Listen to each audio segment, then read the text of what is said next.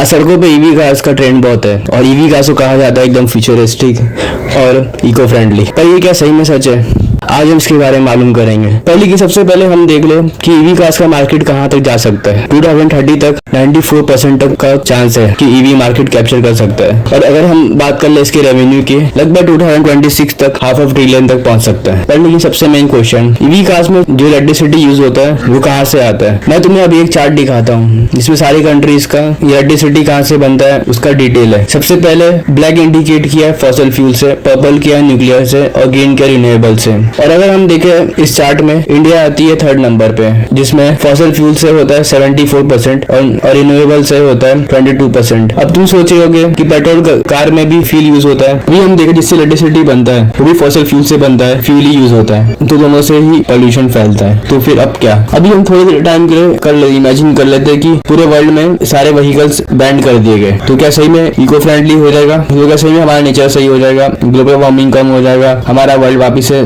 Sustainable हो जाएगा? शायद नहीं। मैं तुम्हें इसके बारे में डिटेल में समझाता हूँ। अगर हम देखें पूरे वर्ल्ड की ग्रीन हाउस एमिशन मतलब पोल्यूशन देखें वो कहाँ से फैलता है। सबसे पहले मैं तुम्हें चार्ट दिखाता हूँ जिसमें की डिटेल है और तुम देखोगे ज्यादा उसका जो पोर्शन है 73.2% है वो इंडस्ट्री का है और इसमें थोड़ा सा बस खाली है लगभग ट्रांसपोर्ट का 16%। मैं तुम्हें डिटेल में समझाता हूँ। एग्रीकल्चर से होता है 33%, पावर इंडस्ट्री से होता है 27%, ट्रांसपोर्ट से होता है 16%, अदर इंडस्ट्रियल से होता है 16%, बिल्डिंग से होता है 8%। अगर हम ओवरऑल देखें तो 43% जो होता है वो इंडस्ट्री से होता है और एग्रीकल्चर से होता है 33% और ट्रांसपोर्ट से होता है 16%। ऐसे तो बहुत लोग सोच रहे होंगे और चाइना भी अपना पहला स्टेप ले चुका है ग्रीन एनर्जी की तरफ। तुम देख सकते हो ये चार्ट में चाइना का है 32% शेयर्स ग्लोबली ग्रीन एनर्जी में और इसकी मेन वजह यह है, सबसे पहला लार्जेस्ट पॉपुलेशन ऑन अर्थ, दूसरा एडवांस इन ग्रीन एनर्जी। और अगर हम पूरे रेस्ट ऑफ दी वर्ल्ड और सिर्फ चाइना से कंपेयर करें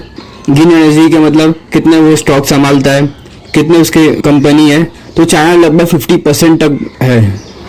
और तुम देख सकते हो ये चार्ट जिसमें कोल, ऑयल और नेचुरल गैस, ये चाइना का क्या प्रिडिक्शन है 2030 से और 60 तक चाइना कोल से कन्वर्ट होकर ग्रीन एनर्जी की तरफ बढ़ेगा लगभग 74%। अगर हम ओवरऑल मान ले तो लगभग 80% तक चाइना ग्रीन एनर्जी। लेकिन ऐसा हो नहीं सकता है कि सबका भी कुछ डाउनफॉल हो। मैं तुम्हें दिखाया था ग्रीन एनर्जी के भी बहुत सारे डाउनफॉल है। सबसे पहला डिस्ट्रक्टिव मतलब लार्ज अमाउंट ऑफ लैंड को यूज करेंगे ग्रीन एनर्जी के लिए। दूसरा है किल वाइल्ड लाइफ को किल करेंगे। और तीसरा है फ्यूल रिसोर्सेज मतलब कंक्रीट, सीमेंट, स्टील ये सब यूज करेंगे जो हमारे एनवायरनमेंट पे बहुत ज़्यादा इम्पैक्ट करेगा।